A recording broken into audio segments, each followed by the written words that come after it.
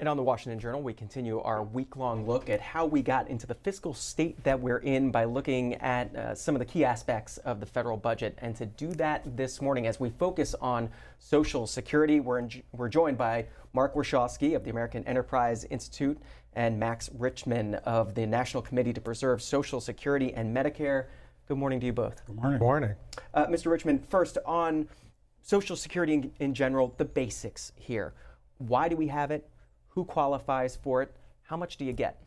Well, the last question, how much you get, that of course changes every year a little bit, but I think the average benefit is $1,681 a year. Not a lot of money, barely enough for some people to get by. This program has been around for over 80 years, has lifted more people out of poverty than probably all other federal programs combined.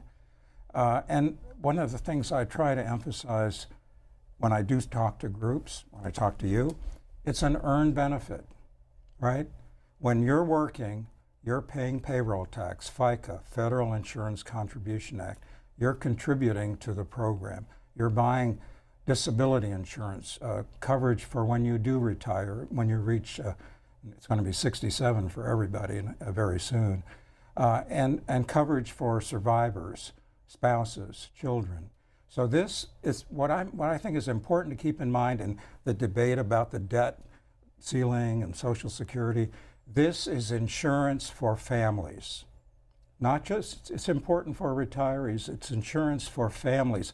If you are a 27-year-old worker with a spouse and 2 children, you have right now about $800,000 in value of life and disability insurance through Social Security. These two principles, it's an earned benefit, it's insurance for families, are very important. Mr. Warshawsky, on Social Security, we hear about the Social Security trust funds when we talk about this. What are the trust funds? How does a dollar move into the trust funds, and when and how does a dollar move out of the trust funds? Well, the trust funds are largely accounting devices that the government has set up.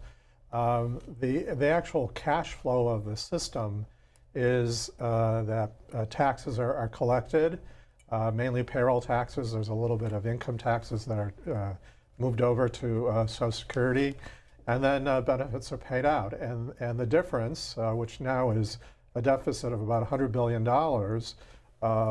comes from the budget, comes from the federal budget, from the general, from borrowing or from other taxes, and that will be growing. That's $100 billion last year. The Congressional Budget Office says it'll be a $150 billion deficit this year, and that grows to $500 billion by the time that the trust fund is exhausted in 2032. When did we start having deficits? Why is it growing so quickly? Well, we started having deficits in 2010, so it's been a while. They're building up because we have a lot of retirees. Everyone is familiar with the baby boom generation, and so there are a lot more people drawing on the system than was originally thought. And there's a lot of money going out and not sufficient funds going in. Mr. Richtman, what is a solvency date? Well, that's the date at which the trust fund that Mark referred to runs out of money. The only revenue that can be used to pay for benefits comes from the payroll tax. And that date it's changed a little bit in the last few years. The trustees, I think, have it at 2034 or 2035, and the Congressional Budget Office recently moved it up a date.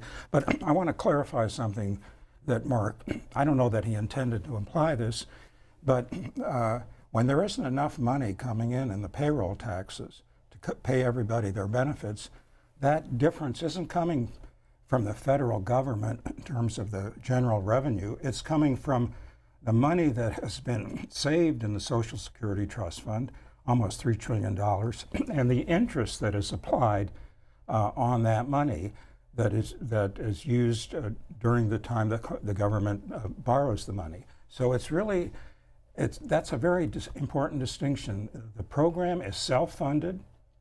It has not contributed a single penny to the federal deficit. It shouldn't be part of this discussion about the debt limit. It hasn't added to the debt. It is totally, as I said, self-funded. And I think that's an important distinction that we have to make. Well, let's focus on that. I disagree because it does add to the deficit because the money in the trust fund, as the interest is being paid, and as those bonds are being redeemed, as the trust fund runs out, that money is coming from the federal government. It's the budget. Is this an accounting disagreement between the two of you, or is this, in the end, where's the money eventually going to? Who's going to pay for the money? I'm talking about the actual flow of cash. And I think the way I describe it is the way the Congressional Budget Office describes it. It's the way the Treasury describes it. I think it's pretty standard. What happens, we talked about a solvency date, what happens after we hit a solvency date, whenever that date may be? The benefits are cut. I know that, technically it hasn't happened, so no one knows exactly, will some people's payments not be made? Will everyone get a total haircut? It's about 20 to 25% cut. And then what happens? Well, we don't want that to happen, right? We're trying to do everything we can, and people that care about Social Security in the Congress, policymakers, trying to do everything they can to make sure we don't get to that date. We can't, I think we both agree, we wouldn't want that to happen, right? I agree. Yeah. So the real question is, how do we prevent that date from getting to that date where benefits would be cut about 20%? I think the fairest way, and I know my colleague will disagree, is to bring more revenue into the program in a fair, responsible way. There are a lot of proposals, maybe you want to talk about them, that will do just that in terms of revenue flow. We have already cut benefits a lot. We're very happy. There's a good cost of living adjustment this year. I think it's about 8.9%, almost 6% last year. This does not even begin to make up for the loss in buying power of the Social Security check over time. 3 out of the last 12 years, the COLA was zero. No adjustment for inflation. And if you go to town hall meetings like I do, and you tell the audience your COLA is going to be zero this year because your cost of living didn't go up, they laugh at you. So we've already made the cuts. We now need to bring more revenue into the program. And we'll talk about some of those proposals out there over the course of this hour of the Washington Journal. Especially want viewers to join the conversation, our week-long series, as we look into how the United States got into the fiscal state it's in. Today we're focusing on Social Security. To join the conversation, phone lines as usual, Republicans 202-748-8001, Democrats 202-748-8000. Independents, 202-748-8002. Max Richtman is with the National Committee to Preserve Social Security and Medicare. A little bit about your group and how long you've been around?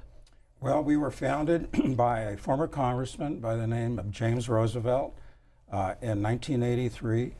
He had retired from Congress as a member from California and was worried about what was happening with Social Security at the beginning of the Reagan administration.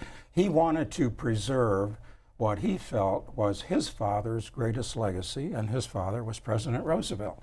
He created the organization, and we've been all about preserving that and Medicare for the last 40 years. ncpssm.org. Mark Warshawsky is with the American Enterprise Institute. How long have you been studying Social Security and these fiscal issues? I've been studying Social Security my whole professional life, so almost 40 years. I've been with the American Enterprise Institute only for 2 years, but I've worked at Social Security for 4 years, and I was a member of the Social Security Advisory Board for 6 years. So I follow Social Security very closely. And when it comes to that time, what is the conclusion you've come to if we hit, or if we want to avoid the solvency date? Is it more revenue, or is it less benefits in this system? Well, there are a couple of things to say about the benefits. The top, what Max was quoting was the sort of the average benefit. But if you look at the top benefit, it's very high. For a two-earner couple, earning at the top of their earnings, they can earn. This may sound a lot, but it's actually on the Social Security website. they can earn $110,000 from Social Security a year. I think we can trim those benefits.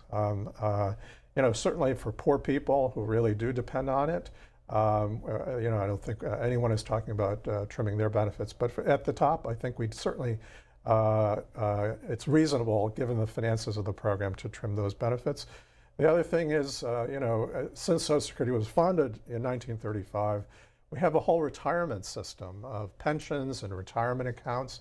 And if you look at the research which Social Security has put out, retirement accounts and pensions are the major source of retirement income now. Social Security comes in second, and then third is earnings. People still work, past age 65, 67. A lot of people do. So I think there's scope to make those benefit changes. Even in the COLA, I think there's some scope to make some very minor changes. But over time, they really add up. And this is a long-term program. And these changes need to be made gradually. It would have been great to have done this, many years ago.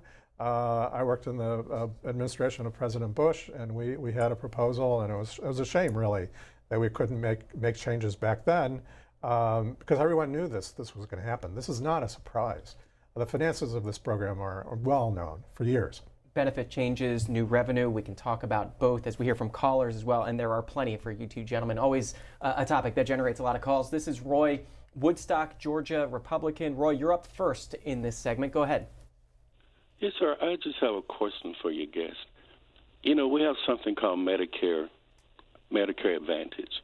And to my understanding, Medicare Advantage is offered by a private insurance company. The premium, I'm thinking, is paid by the Social Security Trust Fund. And that money leaves the trust fund, I would think, every month to pay premium for citizens. Now, if Medicare Advantage is a good program, I think the Social Security should look at changing or providing some of the similar benefits that you get under Medicare Advantage, institute those in regular Medicare, and stop that money from leaving the Social Security Trust Fund. Well, let's focus on that. Mark Warshawsky, is that something that draws on the Social Security Trust Fund? No, it has Medicare has its own trust fund, which is called the Hospital Insurance Fund. And then there's also supplemental medical insurance, which pays for doctors and drugs. And those are their own trust funds. It does not come from Social Security. And so Medicare is funded by the payroll tax, some income taxes that go in there, and premiums, and the federal government. So the premise of the question actually is not correct. What is disability insurance? It is part of the Social Security program that has helped those people who need help with to have a disability for a long time. It's been part of the program. I think for about 30 years. I think even longer. Maybe it goes back to the 50s. Yeah, maybe longer than that. But it's a very important part. But I can't let Mark's comment about Social Security has added to the deficit, to the debt, go unanswered. That is wrong. And it's important for people. I hope your audience will get this. It's important that people understand that. It is a self-funded program. There's a surplus of because we knew, as Mark said, we were going to get to this place of almost $3 trillion to help pay benefits going forward. So, when you have a program that is self-funded, that money that is extra beyond what is paid in benefits is invested in government bonds. Those government bonds are redeemed regularly, used to pay benefits. All those years that Mark mentioned, I think 2010 going forward, when there wasn't enough money because of our high unemployment to pay full benefits, everybody got their benefits because the trust fund was there. In fact, the trust fund actually grew during those years because of the interest that was applied to that money. So it's an important thing. I hate to have the argument, the discussion be about we need to cut Social Security because it's part of the debt. It's added to this problem, which is a serious problem. That is really not true. And I hope your listeners will pay attention to that. These days, it's about 56 million Americans who receive what we mainly think of Social Security, the old age and survivors insurance benefits, the disability insurance that you described. About 9 million receive funds through that program. We're talking about Social Security this morning, taking your questions with our panel. Lance is in Fort Lauderdale, Florida, a Democrat. Lance, good morning. Good morning, John. Good morning, gentlemen. First, I would like to say that I would like to thank all my fellow Americans for not letting me die on the street. I received SSI, and without it, I would be on the street. But to me, maybe I'm being too simplistic, gentlemen, but it seems to me it's pretty easy to save Social Security. You need to do three things. One is you take the cap off. Whatever you make, whatever the percentage is, that continues up for whatever income you make. There should be no cap on what you make. The idea is to prevent people like me from dying on the street. This is something we all agree on, and so there should be no cap. The other is you should raise the age. When Social Security was instituted, I believe the average lifespan was 63, and we set Social Security at 65. We're living a lot longer than then, so we need to raise the age. And the other thing is that it should be means tested. It seems ridiculous to me that someone like Warren Buffett or other millionaires or well-to-do people in this country are receiving Social Security. To my mind, this was set up out of kindness to be a safety net, not a savings account. And so if you're making, we can, people of good faith can argue about it, pick a number and let's say maybe $100,000 a year in your pension or whatever, you should not receive Social Security. It should be for people who don't have money, or like me, who became disabled and would be, dead on the street if I didn't have it. And I'll take your thoughts offline. Thank you very much. Lance lays out some of the options for us. Take the cap off. What does that mean? Well, I agree with that option. I don't agree with the other two. We can talk about that. But What is the cap? there is a limit on wages that are subject to the payroll tax. It changes a little bit every year. It's about $160,000 this year in 2023. What the gentleman was referring to is eliminating that cap. So you pay your Social Security, your FICA tax on all of your earnings. It doesn't stop at $160,000. That's a pretty controversial idea. I've read some things that Mark has written about it. The proposals that we have endorsed in the past in the Congress keep the cap at what it is, and as I said, it goes up a little every year, but begin collecting payroll taxes at $400,000 a year in wages. Senator Sanders has a bill that would start it again at $250,000. So this is a way to bring more revenue into the program. There are other ways to bring more revenue into the program that I think need to be discussed. As I think Mark has written about, there are more and more people are getting paid, especially at the higher income level, in a way other than wages, stocks, benefits that go beyond wages. Why not have something like the net investment tax, that there's some already money going to Medicare through that, go to the Social Security program. So I think that, there are a lot of people that don't even know there's a cap on wages, but there is, and it needs to be adjusted. Well, let me stay on the cap for a second. Why do we have a cap in the first place? What's the point of it? Well, the logic, it is a good logic, and it was designed that, the program was designed that way, is that and I think as Max described early on, is that your benefits are related to your earnings. And so, the program was never designed to provide, very large benefits to millionaires. And so the benefits are only up to, related to a certain amount of earnings. And so there's a good logic for that. Removing the cap, there's no need to also give benefits for that extra money. So then it would be a pure tax, and it would be a very large tax increase. It sounds easy because it's not, a lot of people wouldn't pay it, but it is a very large tax increase because basically it's 12.4%. This is an enormous tax rate. You know, eventually it would hit the middle class because those 250,000 or 400,000. Let's focus on the 250,000. That's not indexed. So with inflation over just really a relatively short period of time, that really gets into the middle class, and so I'd characterize it as a middle class tax increase. Okay, can I just say that what we support is if those people that would pay additional payroll tax if the tax started again at 250 or 400,000 do get an increase in benefits. I don't know if that's where you're coming from, but it's important that there be a connection between earnings and benefits, and that it be maintained if those earnings go beyond the current cap. Well, on connecting earnings and benefits, one of the caller's other options was means testing. Is it true that Warren Buffett gets Social Security?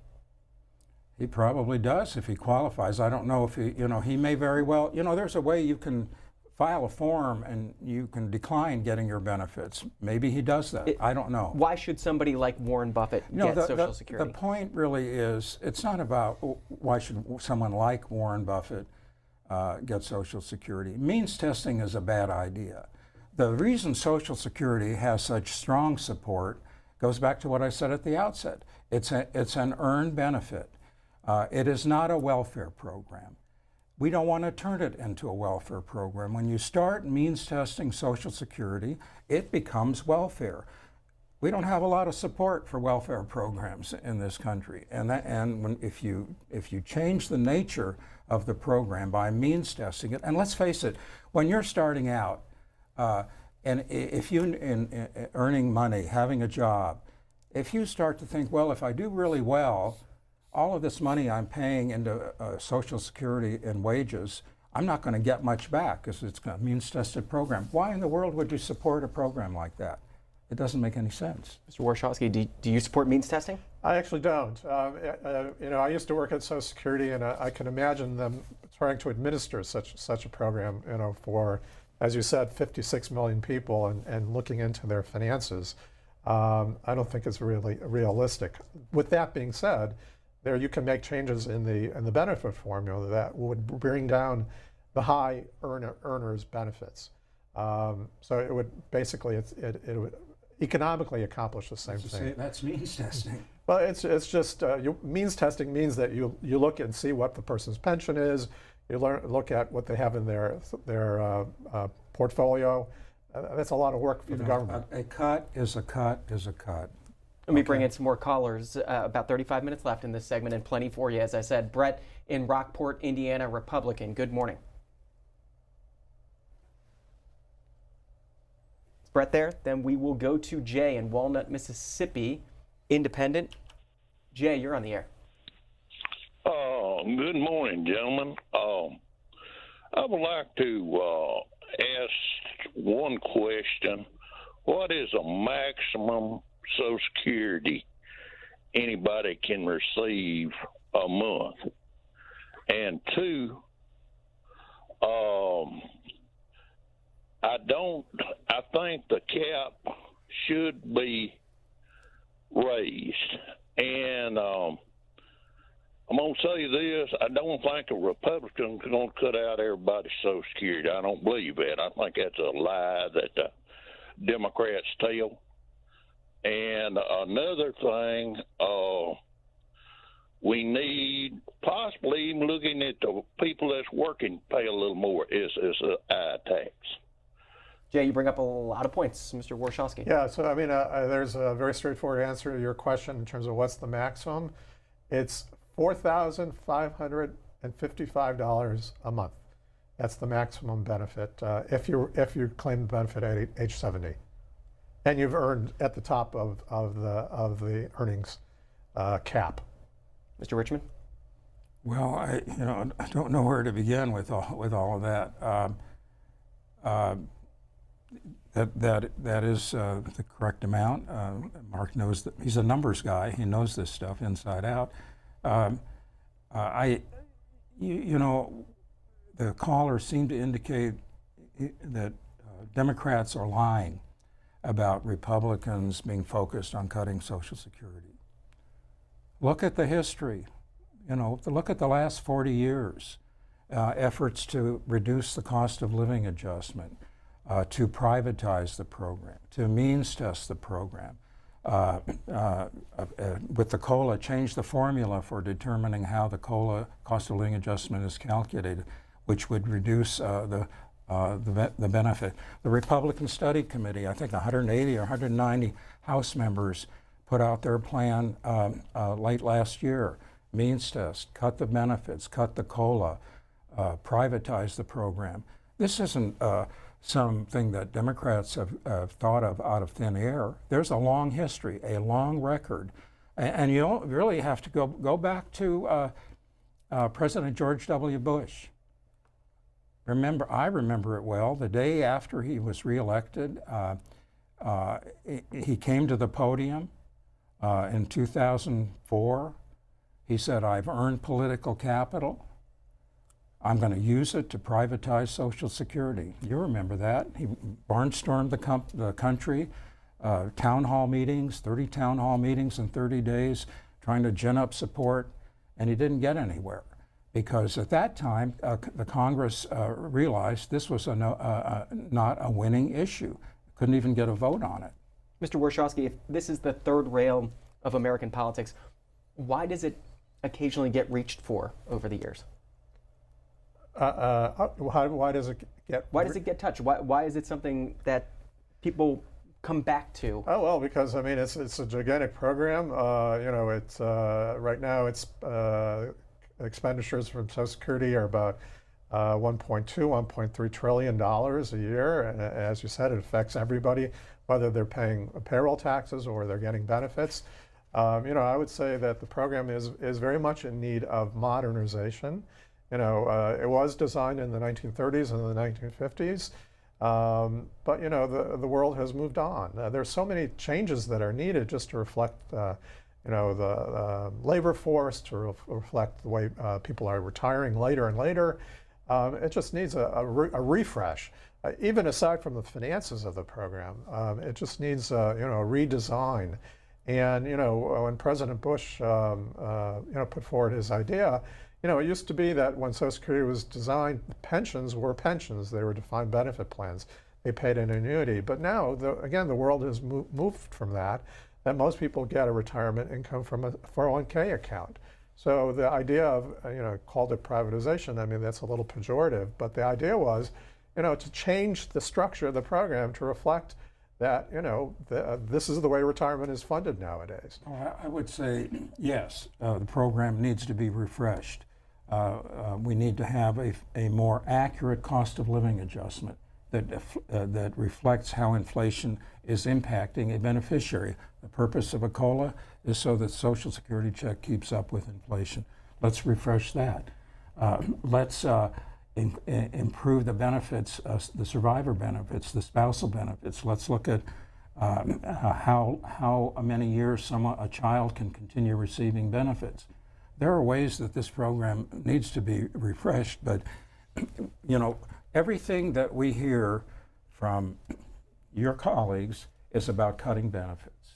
We don't hear anything about improving benefits, bringing more revenue into the program. That's off the table. And going back to whether Social Security adds to the debt, Ronald Reagan in 1984 said Social Security does not add a penny to the federal deficit and to the federal debt. And he was right about that. Well, that was in 1984. Yeah, and he was right about it. It's still correct. It's not correct. Fort Lauderdale, Florida. This is Mark. Good morning. You're next. Hello there. I guess a couple of earlier callers have kind of stolen my thunder, and as you sit here and listen to the calls coming back and forth, it kind of makes you lose what you originally called for. But Mr. Richtman, keep up your good fight, and everything that Mr. Warshawsky and AEI stands for, and all its evil spawn. You had a guy earlier last week that was pitching the same thing. He was with Competitive Enterprise Institute or some such thing. Anyway, here's... Well, Mr. Warshawsky, what is AEI? Give you a chance to explain. Yeah, it's a think tank. There are many think tanks here, and AEI looks at a lot of domestic issues, international and military issues, and it looks at poverty programs, and as well as the budget and Social Security and Medicare. So retirement benefits more broadly. Yeah. When Mr. Richtman talks about you and your colleagues on Social Security, does AEI have a stance on Social Security? No, AEI does not have a stance. Individual scholars are very independent, and they make up their own mind based on their research and their viewpoints. In general, AEI does take what I guess you could call a conservative market point of view, but each individual scholar is on their own. AEI.org if you want to check him out and see Mr. Warshawsky's work there. This is Gregory out of Baltimore, Maryland. You're up next, Democrat. Go ahead. Hello. Yeah, thank you, C-SPAN. Look, I have a suggestion that might add to the Social Security pot. It wouldn't solve the problem, but it might help a bit. And my idea is to incentivize seniors to either return to the workforce or stay in the workforce. And I'm not talking about, I don't mean raising the retirement age. I know a lot of politicians would like to raise the retirement age. I'm talking about incentivizing people who are on Social Security to return to the workforce, because you have a whole untapped workforce out here that could be adding to the pot. A lot of seniors retire because they can't do the job anymore. I retired in 2019 because of hearing loss, but I returned to the workforce, so I'm adding to the pot again. But I found a job that I could do despite, I retired because of hearing loss, but I found a job that I could do that wasn't affected by my hearing loss. Gregory, thanks for bringing up the idea, incentivizing seniors to return to work. It's an interesting idea. I'm not sure how you do that. What the mechanism is for doing that. When he did say he's not for raising the retirement age. I'm glad to hear that. When I hear AEI or others talk about raising the retirement age because people are living longer, first of all, it's a good thing, right? That they're living longer. Thing. Yeah, absolutely. I think we'll both agree with that. But that is not true for low-income individuals. People of color are not living as long. Actually, the numbers, lifespan numbers have gone down a little bit, not just because of COVID in the last couple of years, because of obesity, health conditions. So first of all, it's not really true that all people are living longer. Where are these jobs? You're saying people should raise the retirement age to 70, maybe beyond that. People can work. Where are all these jobs? If you look at the workforce, it is not easy for older people to continue working. We can sit here and keep talking to you about this for a while, but if you're working in a factory, if you're working on construction, you can't keep doing that for many, many years. So I know this isn't what the caller specifically talked about, but it's important that we dispel the myth that just because people are living longer, we should raise the retirement age. There aren't all these jobs available for those people, even if we accept that they're living longer. About 25 minutes left in our roundtable this morning as we focus on Social Security. Phone lines as usual, 202-748-8001 for Republicans, Democrats 202-748-8000, Independents 202-748-8002. And we have had a special line that we've been promoting on your screen, 202-748-8003 for Social Security recipients. Certainly happy to have you call in, talk about your experience with the program. Some 56 million Americans could call in on that line. Neil in Mentor, Ohio, Republican, good morning. Good morning. Yes, you had the one gentleman there. He was saying the baby boomers were going to take the money, but I think the baby boomers was the largest group, and so there should be a surplus of money, you would think. And I have a question about Medicaid. Do the people that collect Medicaid, do they pay into it?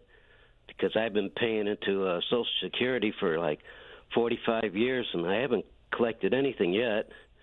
And if you want to cut programs, I think you should cut welfare first, because I know they don't pay into any of it. So why don't you start cutting other programs before you start cutting Social Security?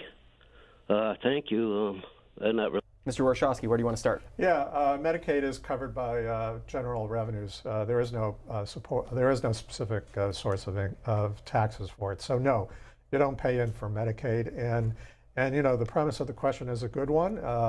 Given the budget situation, and it's really quite dire, the deficits and the debt that the country faces, all these programs will have to be reviewed. Medicaid, food stamps, all of them.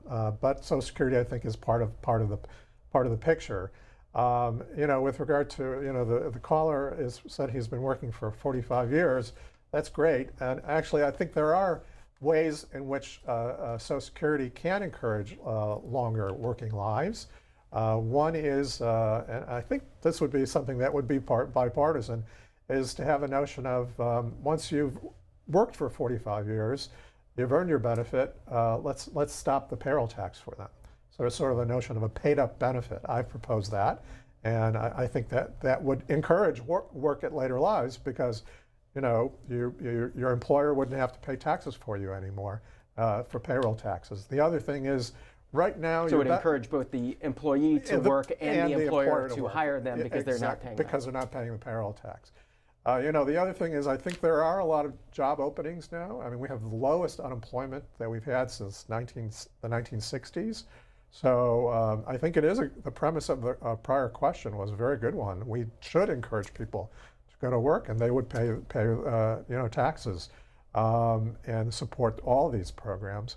Another change that Social Security can make is, right now your benefit is based on your highest 35 years of earnings. If we extended that to 40 years, I think that would also encourage longer working lives. So there are a lot of, and then I think the retirement age is definitely has to be on the table. I mean, you know, I think as a bipartisan point, I believe Congressman Steny Hoyer and President Obama back, you know, 10 or so years ago, they put that on the table as well, you know, raising the retirement age. People are working longer. The average retirement age has increased 3 years in the last 3 decades. So it seems like a reasonable change to make. Mr. Richtman, which proposal do you want to touch on? Again, some of these ideas may sound harmless, but they're really insidious. Changing the formula, for example, from 35 to 40 years, you're going to have a lower benefit. That's what this is about. It's about, are we going to improve benefits, maintain the program? Are we going to cut benefits? That's one way benefits could be reduced. But I thought one of the most interesting part of the caller's questions was about Medicaid. We need to cut that program. This is why it's so important that Social Security is not means tested, that it does not become a welfare program. There isn't support in the country. I'm not saying there should be or shouldn't be, but there is not the kind of support for welfare programs like Medicaid as there is for the Social Security program. All the polling we've seen over the last 10 or 15 years, Democrats, Republicans, independents, support not just maintaining the program, but improving benefits by over 80%, 85%. So that's my takeaway from that question. It was, the last question is, let's not turn this program into a welfare program and have the support that's been that's almost universal dissipate. Congressman John Larson was on the show in the past couple of weeks. Has a proposal called Social Security 2100. What is that? What would it do? Well, it is. It's changed a little bit over time, so I'm not sure I'm going to characterize the most current, but in its essence, It is a small benefit increase for some beneficiaries, and it is a large tax increase. It is raising it's sort of creating this donut hole with regard to the cap for taxation of earnings, but eventually, because that's fixed in nominal terms with inflation, pretty much it means that it would be a very large tax increase. And I would say that I know Max and his group has supported it, but I would just note in terms of Congressman Larson introduced the bill. He had a lot of co-sponsors. When Democrats controlled the House, there was no vote on it. They could have brought it up for a vote, but they didn't. I don't think it would be very popular. Is it a program you support? Well, I have to disagree. He had 203 co-sponsors. I'd say that's pretty popular around the country. It's a shame. It's unfortunate that it didn't come up for a vote. It didn't just increase benefits a little, it increased benefits a lot across the board, especially in having a more accurate and more generous cost of living adjustment, raising the minimum benefit. The oldest of the old who've been on Social Security for 20 years would get a bump.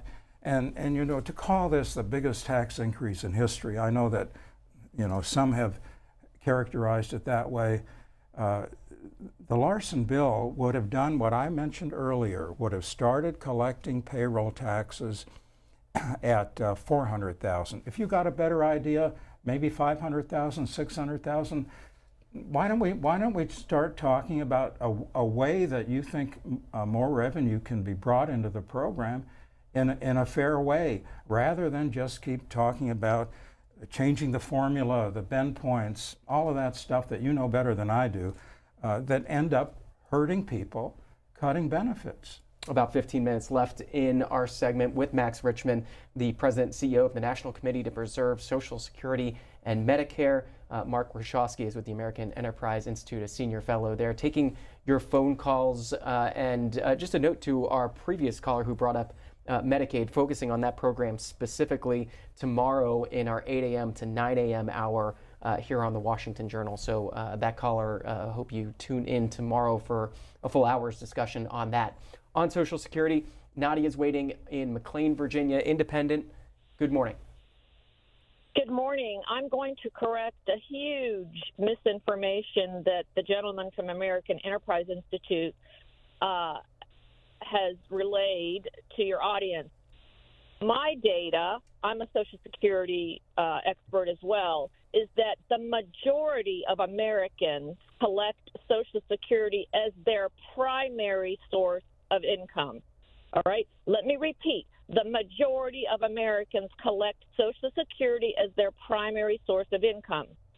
On top of that, the financial illiteracy issue in this country is so appalling. I teach financial literacy. Is so appalling that the thought of having Americans rely on 401k as their primary source of income in retirement would produce mass poverty. I also want to comment on the fact that there is this concerted effort by Republicans to destroy Social Security because they want to privatize everything. They want to privatize all services in this country. And by the way, the gentleman from the American Enterprise Institute, the average 401k balance for the average American is $30,000. How do you expect Americans to live above poverty when $30,000 is the average balance? Nadia, we'll take your comments. And on our first point, I think she was saying the majority who are on Social Security collect Social Security as their main point of income. I think that's what she was saying. That is old data. It's been found to be inaccurate. It's based on a survey, the current population survey. So we have found, and I direct you to look at the Social Security website in the research area. It's a 2021 working paper, which improved the data, including tax return information. And the statistics that I quoted are accurate. They're exactly from that research paper that the Social Security researchers put out. You're citing old data and I would say inaccurate information.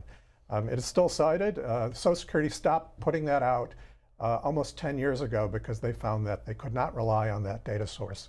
And so I stand by what I said. I think what I think is accurate data is along the lines of what the caller mentioned. About half of beneficiaries, Social Security beneficiaries, rely on Social Security for about half of their income. For about 20%, it's about 90% of their income. And I think that's old data, yeah. Well, it's good data. I know you've been fiddling with your numbers and come up with some different numbers. It's not fiddling. But yeah, it is, Mark. And these numbers are good. I think are accurate they're and old are and inaccurate. You know, what I really hope at some point, Mark and others, his colleagues, would engage with us is, do we want to dismantle programs like Social Security? It seems like the philosophy behind some of AEI's proposals is basically to go back 100 years and to a time when, you're on your own. You've got your 401k, if you have one. You've got your pension. Those have disappeared. Defined benefit pensions have largely disappeared. But basically, you're on your own. That's the whole driving philosophy behind Paul Ryan's Medicare voucher plan. You remember that? We called it coupon care. You get some money from the federal government. You go out and buy insurance, and it's not enough to keep up with the actual cost of your health care. But that's what you're going to get. You're on your own. Good luck. And I'm not even sure about the good luck part. Do you want to dismantle Social Security? No, I mean, it's a necessary program, and certainly and we need to support lower income people who don't get 401k plans. The $30,000 that the caller referred to as the average amount, I mean, that's includes people just starting out work, so of course they don't have much in their account. Really, the number that you should be looking at is what do people have when they retire. And again, the data which I'm citing, which is a very carefully done study, which included both survey and tax return information, so it's accurate, found that the largest source of retirement income for retirees, for people above age 65, comes from pensions and retirement accounts. With less than 10 minutes to go, we'll go to Castlewood, Virginia. I believe it's Aggie, Democrat. Good morning. Good morning. I'm a Democrat. I'm also a recent recipient of Social Security. I get widow's benefits. My husband died in July. He was 4 months shy of his full retirement age. It would have been 65 and 7 months, and he would have worked 50 years. So you don't have to work past your retirement age to have that many years worked. And right now, I'm drawing widow's benefits, like I said, but they took my Social Security account because you can't draw from both. I think we have a lot of people on Social Security that shouldn't get it. Social Security was set up for retirees and widow's benefits. Democrats and Republicans both have done this. They started out putting mentally and physically disabled kids. They were supposed to be put on the SSI program. That comes out of the general fund, and they were put on the Social Security program. Over 10 million of them every month. And I think they should be took off the regular Social Security program and put back on the program they were supposed to be put on, instead of stealing that money. They've been stealing it since the 80s. Mr. Richtman, well, let me focus on that there, Aggie, to that comment. Well, I'm not sure where she's coming from. I don't know that any money has been stolen from the program. I'm not aware of that, and I don't know what her specific case involves. Yeah, I'm not sure I understand it either. I think they get SSI, which is a welfare program. We'll go to Chuck in Brookfield, Ohio, Republican. Chuck, good morning. With just about 5 minutes left, go ahead. Good morning. Well, my question, I have several questions. One is, does the government borrow from the Social Security Fund? And if so, how do they pay it back, or do they pay it back? I mean, to my knowledge, they only borrowing, so to speak, that occurred, there are actually two trust funds in Social Security. There's the Retirement and Survivors Fund, and there's the Disability Fund. Back in 2016, when the Disability Fund was pretty much exhausted, there was a type of borrowing. Basically, some of the payroll tax that was devoted to retirement went to the Disability Fund, and that was never paid back. So that occurred for 3 years. So that is, I'm not sure if that's what the caller is referring to, but that did occur. So I think what the caller is referring to, I'm assuming this, is a result of some of the awful myths that have been perpetuated over many years about Social Security. It's broke, not true. It's bankrupt, not true. The money was stolen. There's no money there, just a bunch of worthless IOUs. And frankly, President George W. Bush didn't help when he was on his privatization tour. And I think he went to some vault in West Virginia and opened the vault door, and there was no cash there. This goes to the question. I'm getting to the point of the question. When more money comes into Social Security than is paid out in benefits every year, and that's been going on for a while, it's not true now, but that money, that extra money, is put in what's called the trust fund. There's no actual cash. We don't have $3 trillion sitting in a vault somewhere in cash. Well, it wouldn't make any sense. The money is invested in government bonds. It's not stolen. It's invested in government bonds. Those bonds are redeemed regularly. There's interest. It's not great interest, but it has the backing of the full faith and credit of the U.S. government. So it's about the best, safest investment you could have. That interest goes back into the Social Security program. So in a sense, you might be thinking of that as borrowing the money, but it is repaid with interest, and that is why I pointed out earlier in this program that even when less money was paid into the program by payroll taxes, because we had a lot of unemployment, everybody got their full benefits and the trust fund grew because of the interest that was applied on these bonds. Talk about a time of a lot of unemployment. How did Social Security fare during COVID? Benefits were being paid. The field offices were closed. So it was, everything was moved to the phones or online. And there apparently have been some difficulties getting people back in the offices. So there's apparently long waits on the phone. So I think there are some administrative problems which need to be worked on. Well, that's something we do agree on, and I think it's been well documented, including in the Washington Post in the last few weeks and months. We need to put more money into the Social Security program. The reason, one of the reasons, is that they're having backlogs, difficulty calling. Talking to someone at Social Security, is there not enough money? They did receive an increase in their appropriations. It's barely made up for some of the cuts that have been called for by Congress over the last few years. But it is a shame. I testified once before the House Ways and Means Committee about the long wait times when you call the 800 number, and that hasn't gotten much better.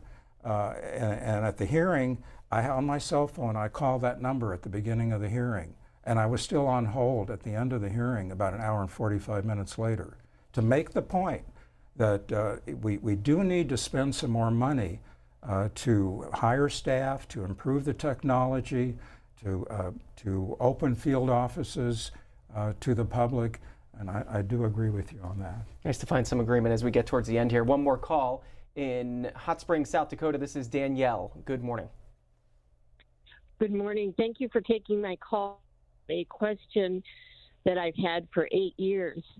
I'm a baby boomer, and I began collecting Social Security 8 years ago, and I've been working for those 8 years paying in. My question is, when I went in for benefits, the Social Security representative said the first year that I or the 1 year that I made $150,000 from a settlement didn't count in my calculations for benefits. He said it doesn't work that way, and so he used my regular working years to calculate my benefits. Was that accurate? And if not, what can I do about it? I mean, that's a very detailed question. It sounds accurate because it is based on earnings, and I don't think a settlement is considered earnings. But I mean, that's very, very fact specific, so I can't really answer your question. I'm glad it went to you. But this is the reason we need to have people at Social Security that can, someone like this caller can talk to go down to the local office and get some answers. A lot of people aren't getting that, and even worse is in the disability program. I think the average is it's over 2 years that you have to wait to get an appeal resolved if you have a disability claim, and so many people die waiting for that resolution. It's really unconscionable. Well, I appreciate you both taking some time to chat with the callers this morning. Max Richtman is with the National Committee to Preserve Social Security and Medicare. It's ncpssm.org, and you can check out Mark Warshawsky's work at aei.org. Let's do it again down the road. Thank you. Thank you very much. Still ahead this morning, Russia said it's suspending its role in that key nuclear pact, the New START treaty. We'll take a look at the history of that treaty, talk about what that could mean with Daryl Kimball,